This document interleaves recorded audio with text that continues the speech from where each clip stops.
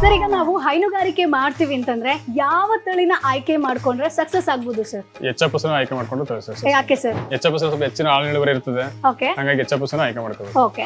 So ಎಷ್ಟು litre ಹಾಲು ಕೊಡುತ್ತೆ ಸರ್ ದಿನಕ್ಕೆ? ಮೇಡಮ್ ಪರ್ ಟೈಮ್ 10 ಲೀಟರ್ ಕೊಡುತ್ತೆ. ಸೊ ನೀವೆಲ್ಲಿ ಸೇಲ್ ಮಾಡ್ತೀರಾ? ನಾವಿಲ್ಲಿ ನಂದಿನಿ ಇದರಲ್ಲಿ ಸೇಲ್ ಮಾಡ್ತಾ ಇದ್ದೀವಿ. ಹಾಕ್ತೀರಾ? ಎಷ್ಟಿದೆ ಸರ್ ಈಗ ಲೀಟರ್ಗೆ? 30 ರೂಪೀಸ್ ಇದೆ. 30 ರೂಪೀಸ್.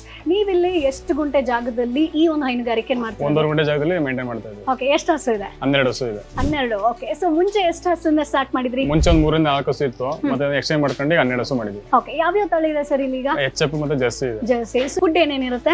ಕ್ಯಾಟ್ಲಿ ಫೀಡ್ ಮತ್ತೆ ಜೋಳ ನುಚ್ಚು. ಓಕೆ. ಸೊ ದಿನಕ್ಕೆ ಎಷ್ಟು ಫುಡ್ ಕೊಡ್ತೀರಾ? ಎಷ್ಟು ಕ್ವಾಂಟಿಟಿಲಿ ಕೊಡ್ಬೇಕಾಗುತ್ತೆ? ಒಂದು 4 kg ಕೊಡ್ತೇವೆ ಒಂದು ಹಸುವಿಗೆ. ಸೊ ನೀವು ಈ ಒಂದು ಹೈನುಗಾರಿಕೆಯಲ್ಲಿ 12 ಹಸುವಿಂದ ಎಷ್ಟು ಪ್ರಾಫಿಟ್ ಮಾಡ್ತಿದ್ದೀರಾ? ಮೇಡಮ್ ನಾವು 11 ಹಸು 1,20,000 ರೂಪಾಯಿ ಮಾಡ್ತಿದ್ದೀವಿ. ಓಕೆ. ಈಗ ಅದರಲ್ಲಿ ಒಂದು 40,000 ಖರ್ಚಾಗ್ತದೆ, ಒಂದು 80,000 ರೂಪಾಯಿ ಸೇವ್ ಆಗ್ತದೆ. ಸೇವ್ ಆಗ್ತಿದೆ. ಓಕೆ.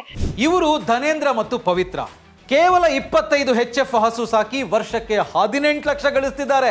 ನೀವು ಇವರಿಂದ ಹೈನುಗಾರಿಕೆ ಕಲಿಬೇಕಾ? ಈಗಲೇ ಫ್ರೀಡಮ್ ಆಪ್ ಡೌನ್ಲೋಡ್ ಮಾಡಿ.